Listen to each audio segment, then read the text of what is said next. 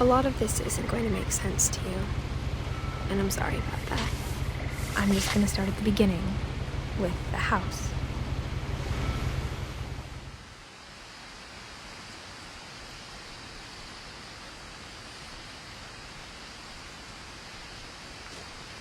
Someone had put up a chain link fence, but it looked like I wasn't the first person to hop it.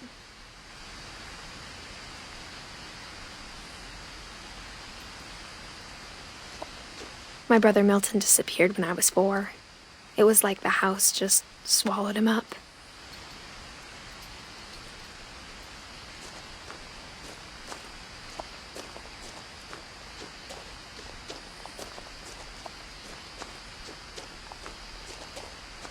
I lived here until I was 11, but I wasn't allowed inside half the rooms.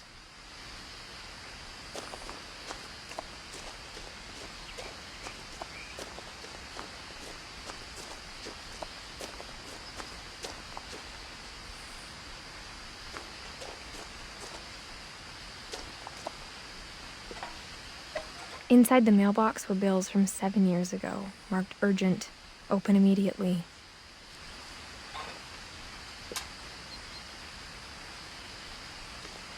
I hadn't been back since my brother Lewis's funeral.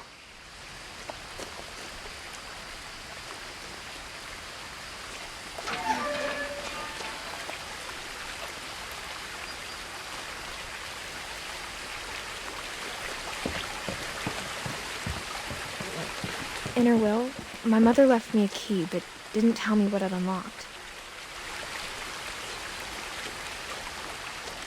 Maybe she thought I'd know. Or she thought that the mystery would be enough to bring me back.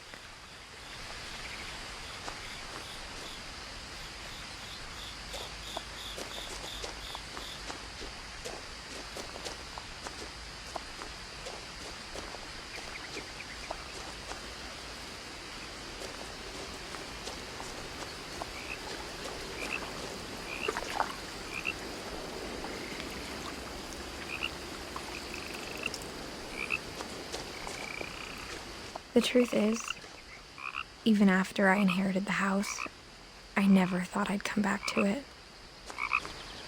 But now I had questions about my family that only the house knew the answers to.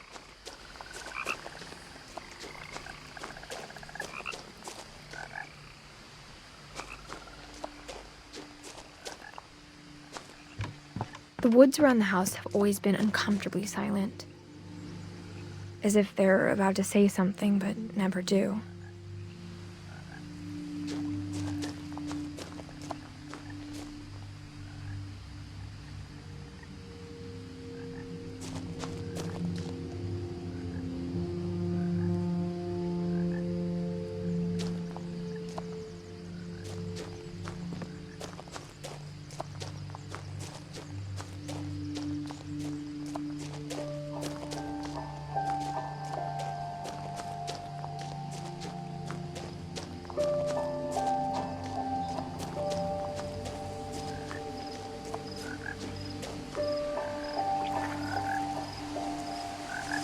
The house was exactly like I remembered it, the way I'd been dreaming about it.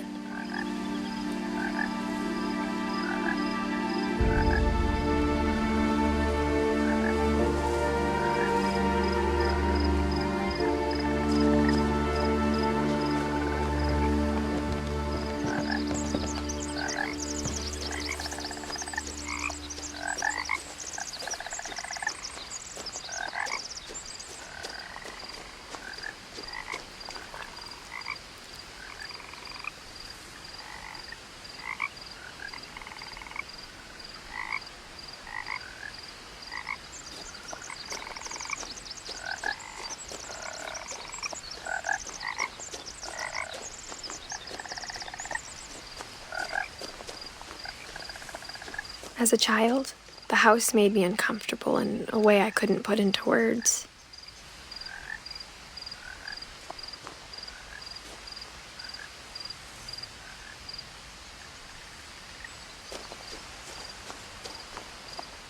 Now, as a 17-year-old, I knew exactly what those words were. I was afraid of the house.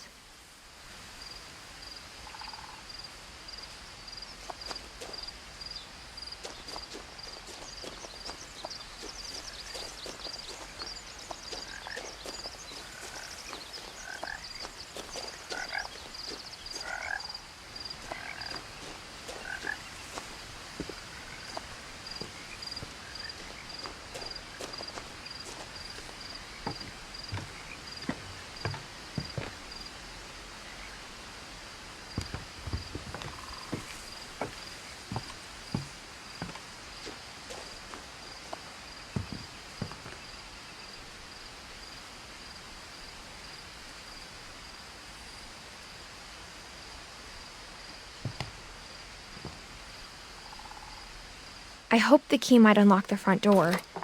It didn't.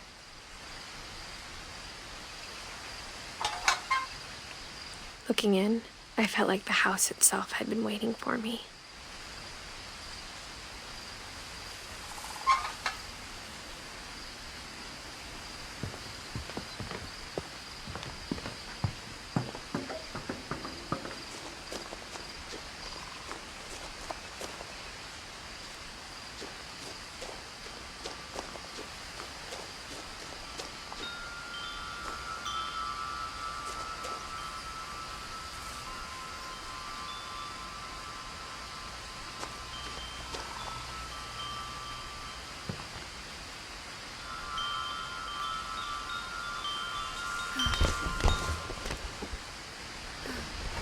Crawling through the doggy door used to be a lot easier when I was 11.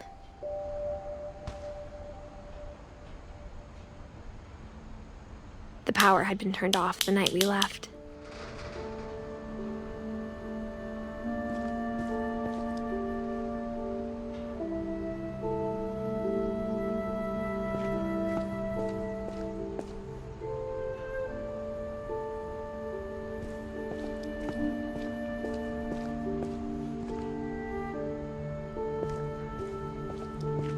For the first time in years,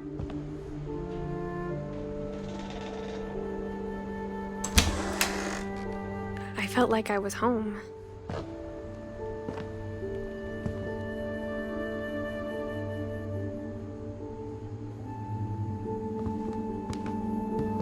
But instead of a family, there were just memories of one.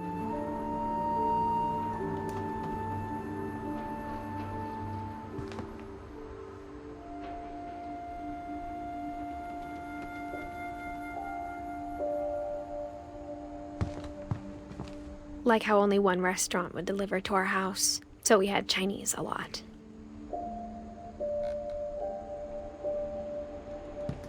Or how after Louis started working at the cannery, we all got sick of eating salmon. Except our cat, Molly.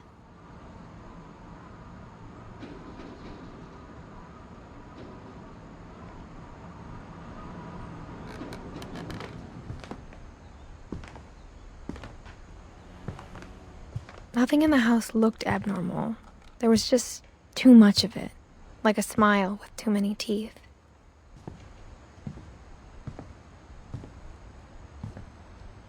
A lot of things got left behind in the whirlwind of that last night.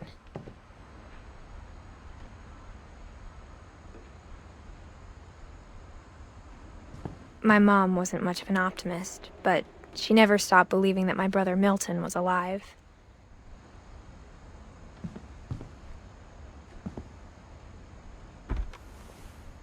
Edie told me once that every finch who ever lived is buried somewhere in the library.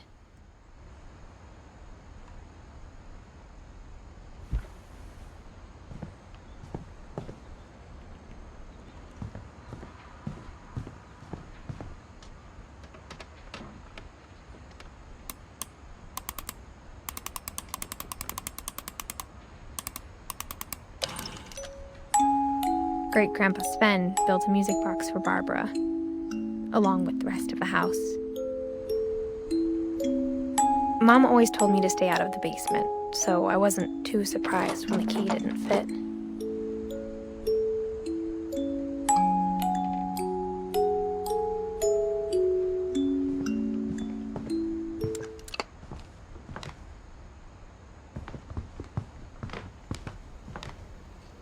Even the fireplace had a story. Edie told me the bricks came from the original house, after it sank.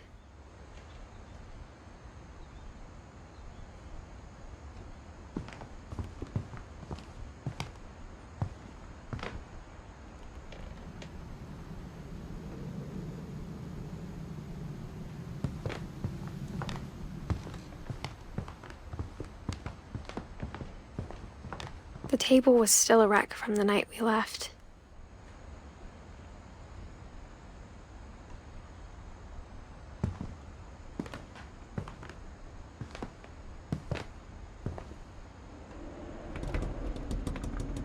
My mom was the only one of us who could imagine Great-Grandma Edie living in a nursing home.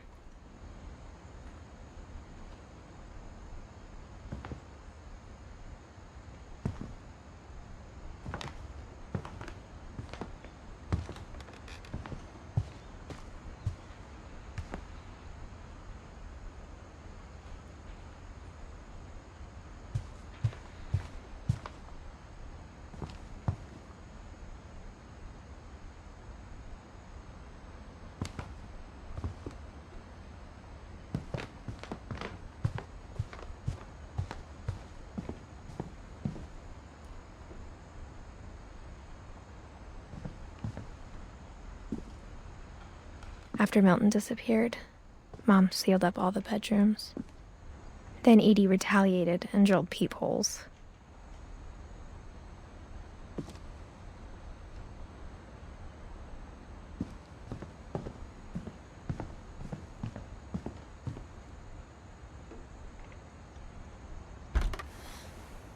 The last time I was in Edith Sr.'s room, I was 10 and she was painting my portrait.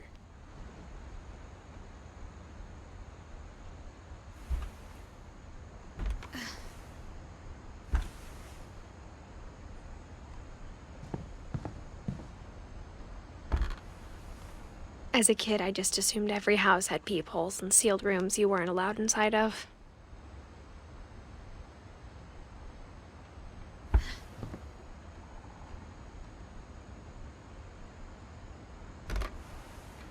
My Grandpa Sam spent 7 years sharing a room with his dead brother, Calvin.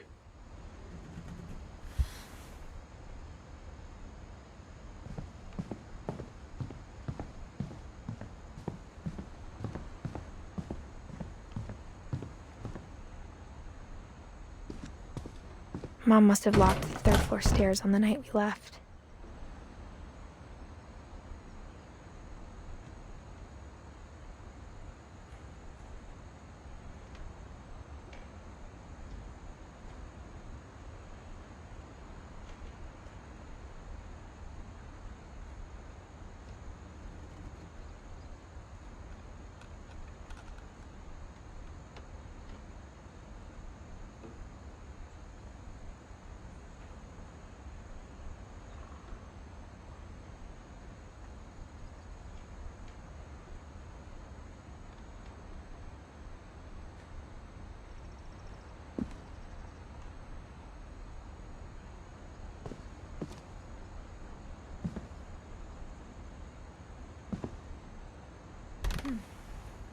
Barbara was a child star for 2 years, until America grew out of it.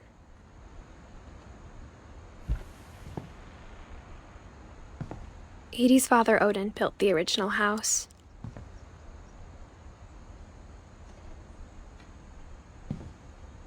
Whenever people ask me about my family, the first thing they always want to know about is Barbara.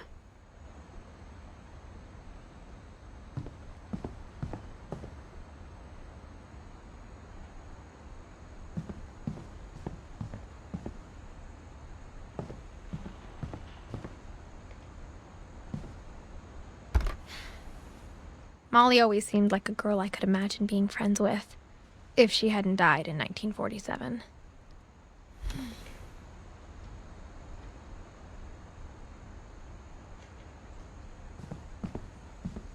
I spent a lot of time playing in Great Uncle Walter's room. I think my mom sometimes regretted not sealing it up.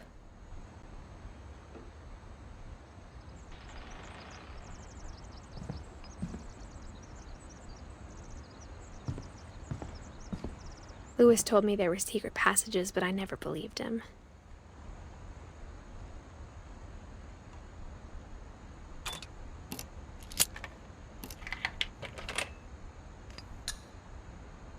Turns out, my mom was really good at keeping secrets. Now it was time to find out what my mom had been afraid of.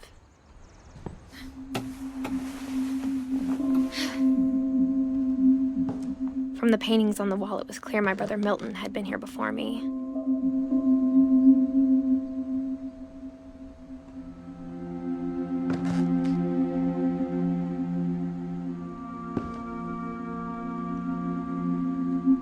Reading this, maybe it sounds like I had a plan. But I had no idea what was behind that door.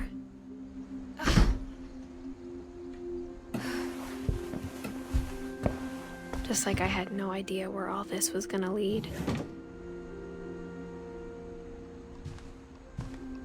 I grew up looking at Molly's room through the peephole.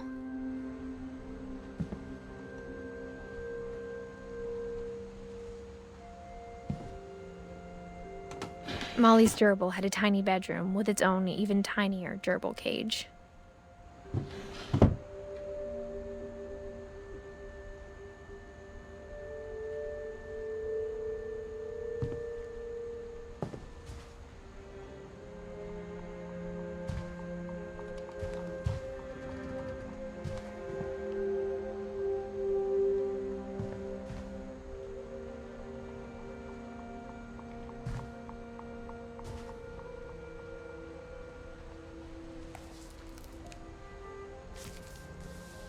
December 13th, 1947. Dear Diary, I'll be gone soon, but I wanted to tell somebody about what's gonna happen. It started when Mom sent me to bed without dinner. I woke up and I was starving, so I looked around for something to eat.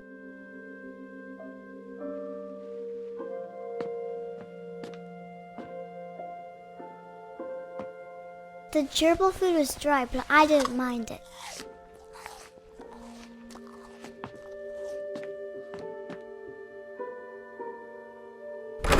Mom, can I come out now?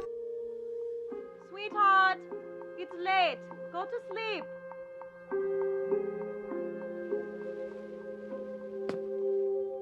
My Halloween candy was all gone.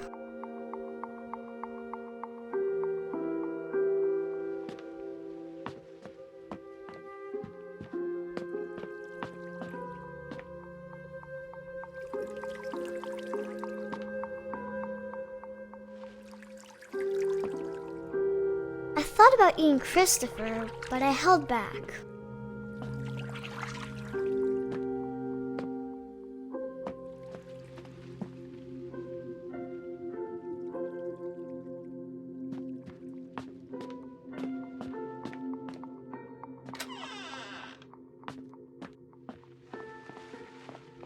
I ate a lot of things that night.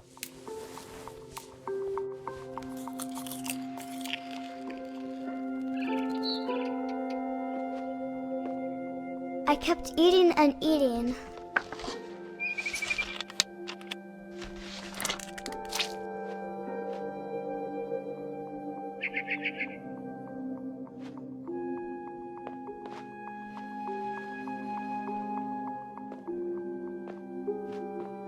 Then I heard chirping outside my window.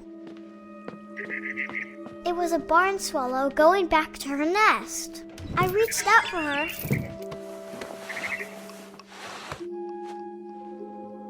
And suddenly, I was a cat.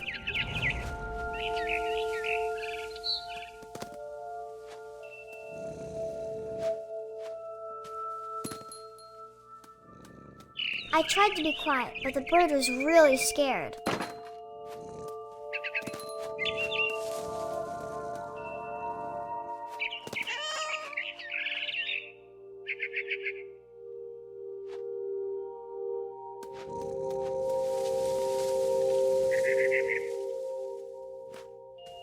Mom and Dad didn't even look at me.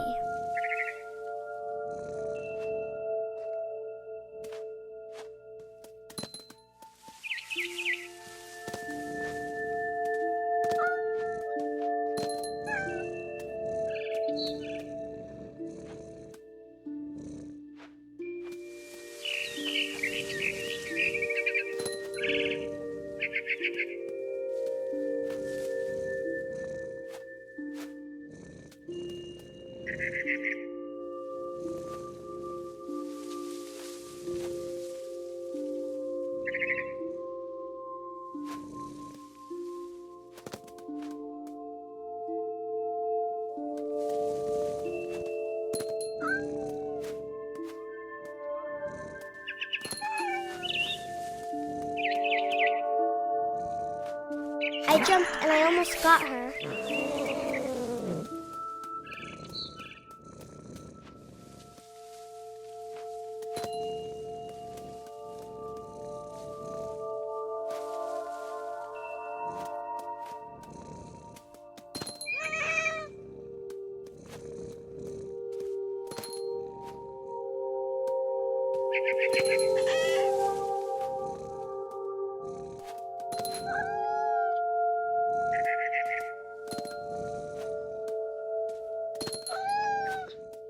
I could tell she was getting really tired. Now I was up in the big tree.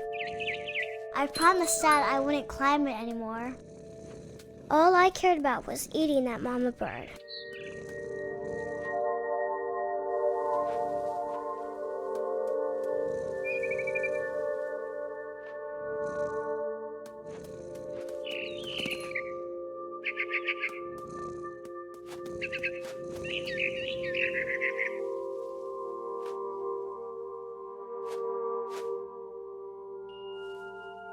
I gobbled her up.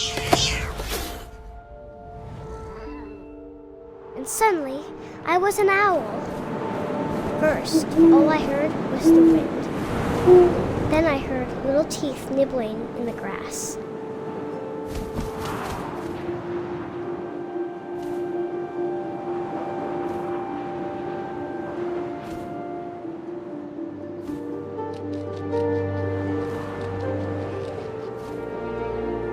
Rabbits.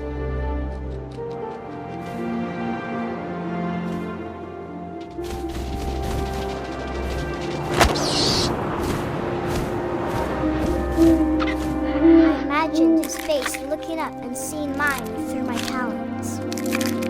I swallowed him up, and I didn't chew one bit. Then I flew off to find something bigger.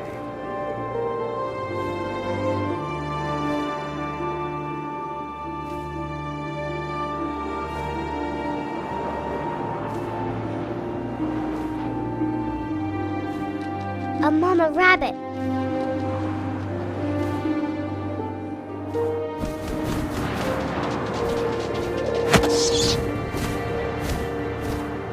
She was almost too big to carry. I started choking, but I couldn't stop eating. And suddenly, I was a shark.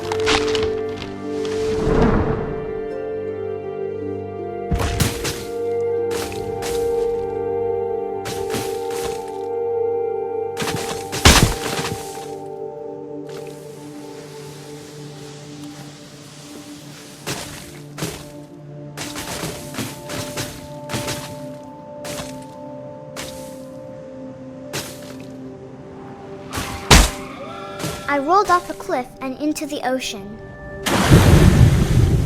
Now, I was hungrier than ever.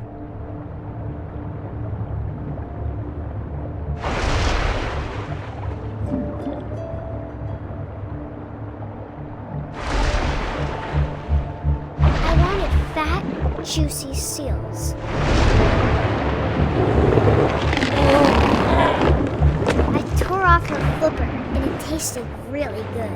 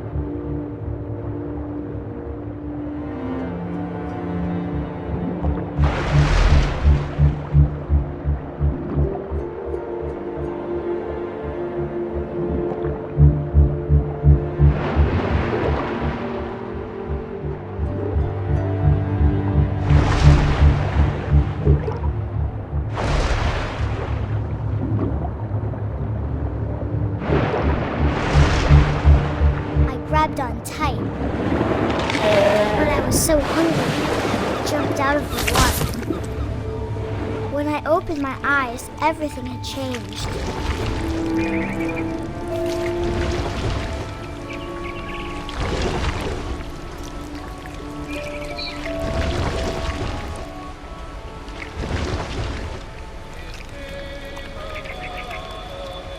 Now I was a monster, and I smelled people everywhere.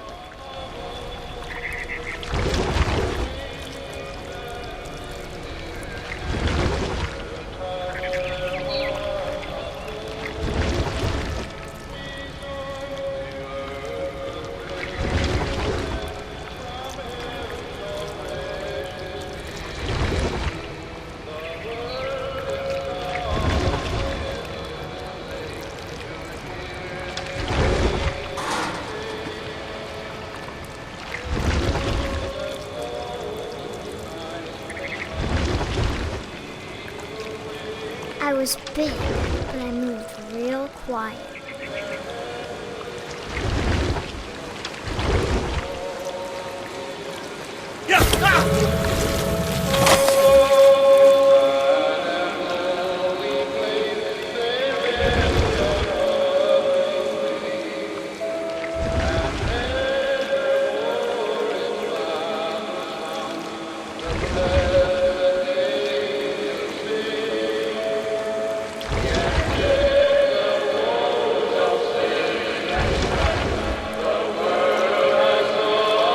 I wanted to stop, but also I didn't.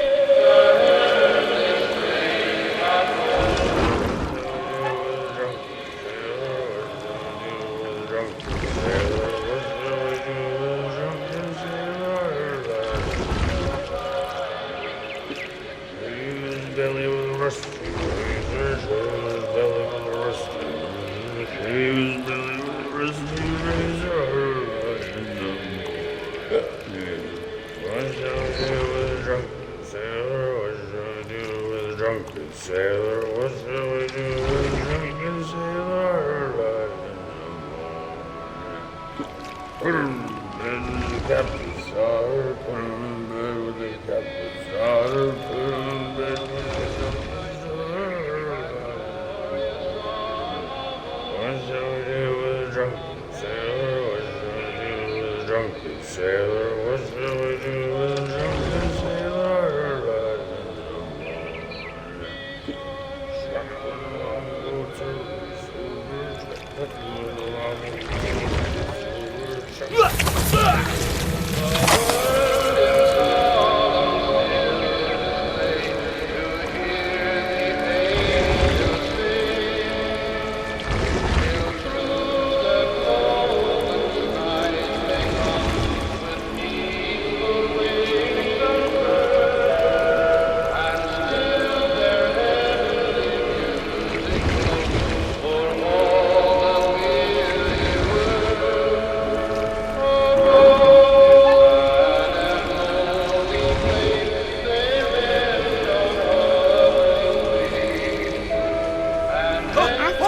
Passenger, I was still hungry, and across the water I smelled something new, something I had to have, so I swam towards it.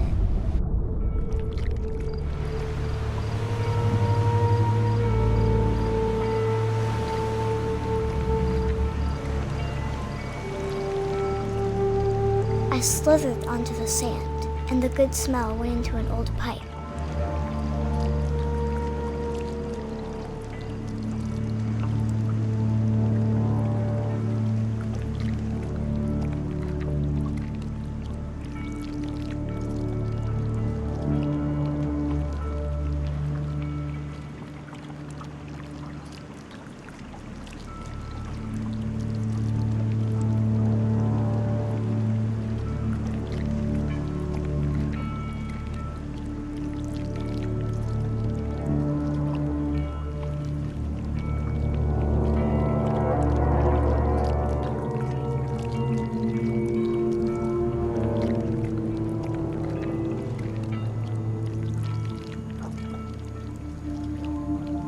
I got closer and closer.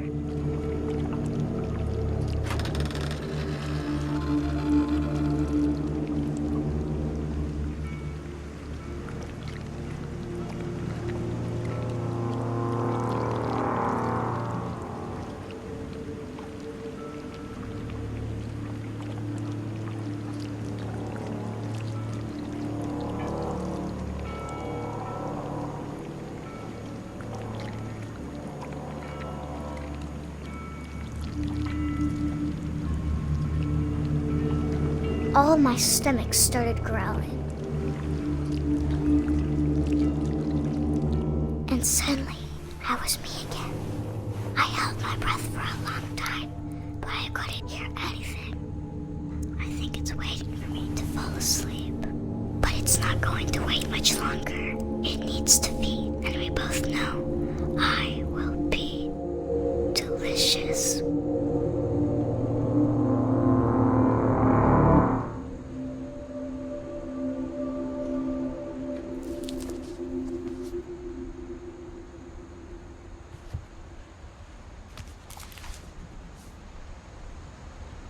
I'm not sure if I believed all of that, but I'm sure Edie would have.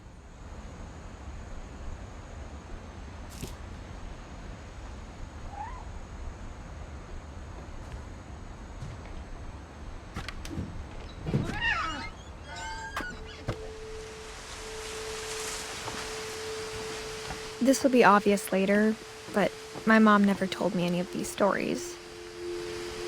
Edie would have, but Mom didn't like bringing up the past. Though, when we adopted a stray kitten, she was the one who named it Molly.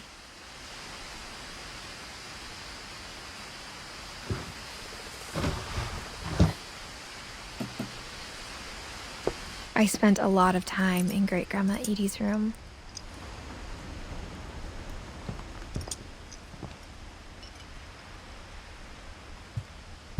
Louis died a week before we left, but Edie had already started to memorialize him.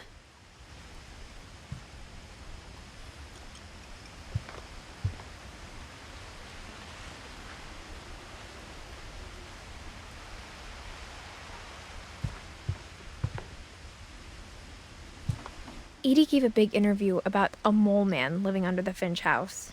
My mom was furious. I hadn't thought of myself as Edith Jr. for a long, long time. One summer, they evacuated the island, but Edie refused to go. For a few weeks, she was a celebrity.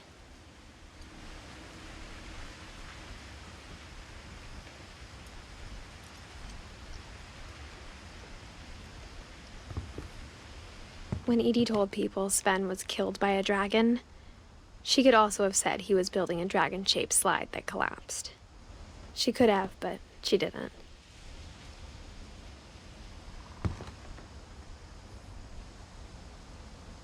Even in her 90s, sometimes Edie seemed a lot younger than my mother.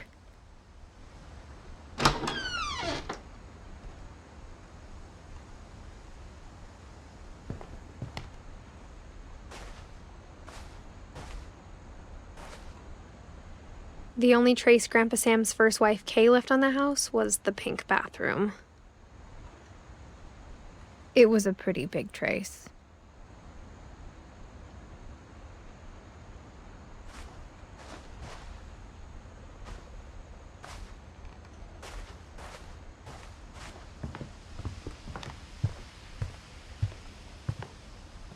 Her room was like a museum.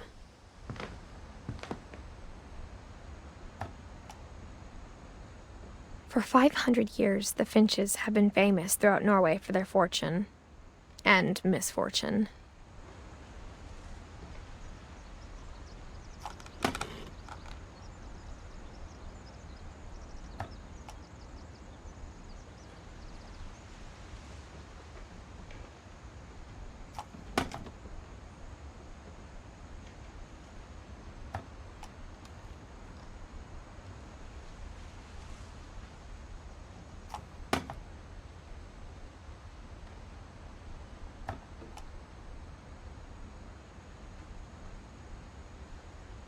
Odin Finch buries the latest victims of the family curse, his wife Ingeborg and their newborn son, Johan. On January 7th, 1937, he set sail with his family and his house, hoping to leave the curse behind. But 40-foot waves off the coast of Washington send the house and Odin to the bottom of the sea. Odin's daughter Edie, with husband Sven and baby Molly, step ashore on their new home, Orcas Island. Odin Finch is the first to be buried in the new family cemetery. His daughter Edie is already dreaming of a new Finch house.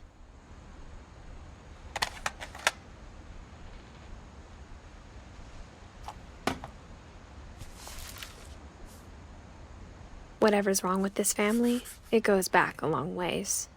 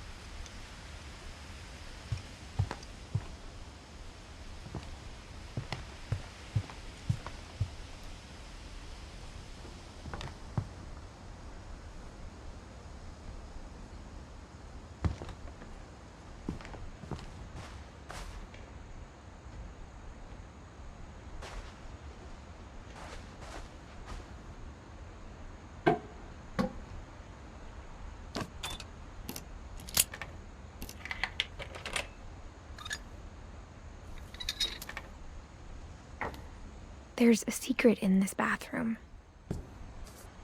It's in the last place you would look. It isn't in the cupboard. It's hidden in this book.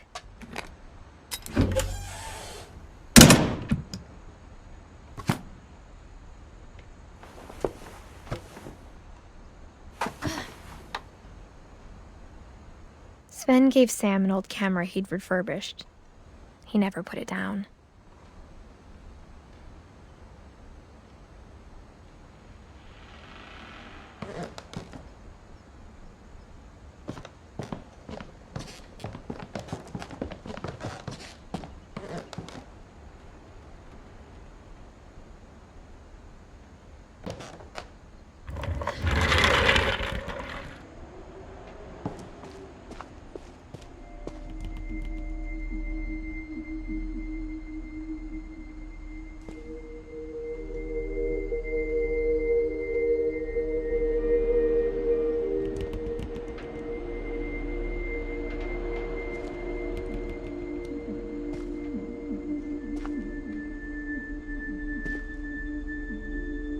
I knew Grandpa Sam had a twin, and that he never talked about him.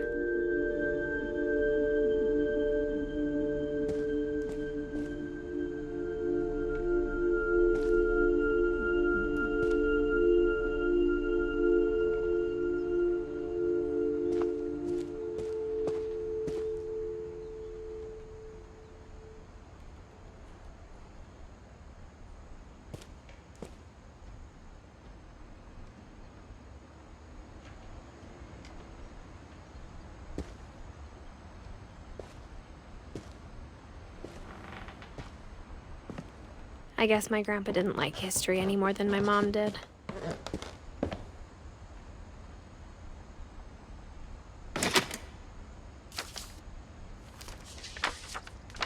How I Want to Remember My Brother by Sam Finch.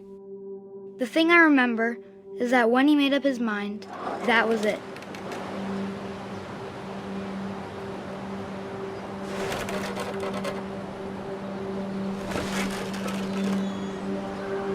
My brother said he'd die before he ate another mushroom, and he did.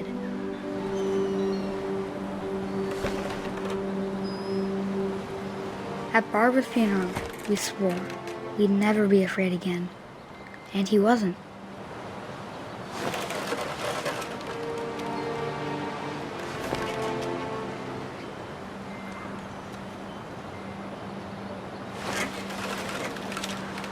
I think Calvin always wanted to fly.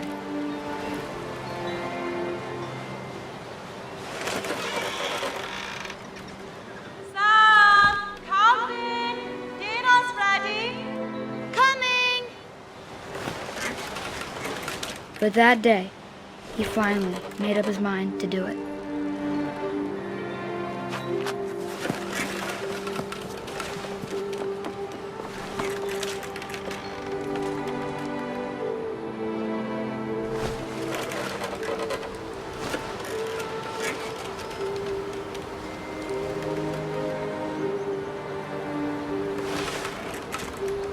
I told him going around was impossible.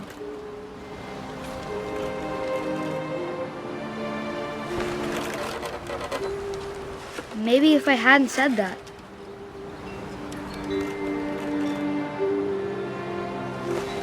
Calvin, I'm not gonna tell you again. Maybe if the wind hadn't picked up.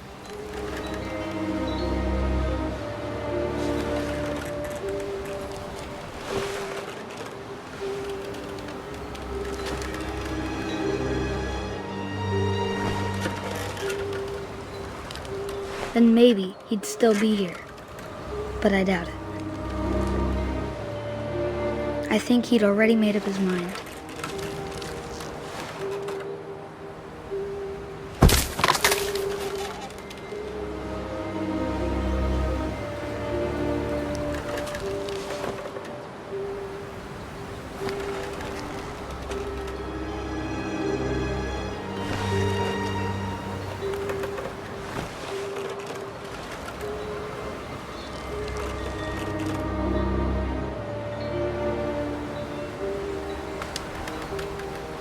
That's what I want to remember about my brother.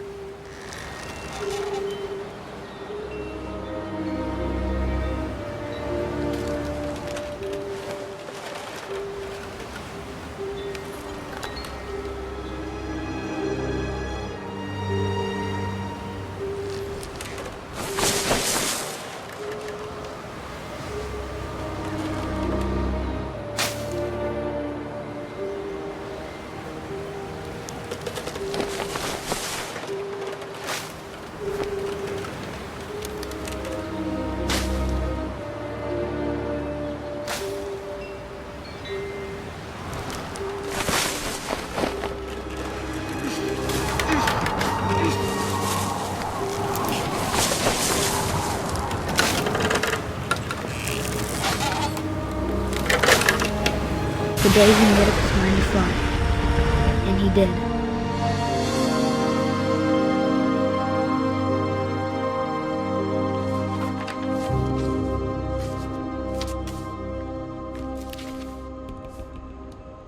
Calvin's story felt strangely familiar. When I was younger, I remember trying to do the exact same thing.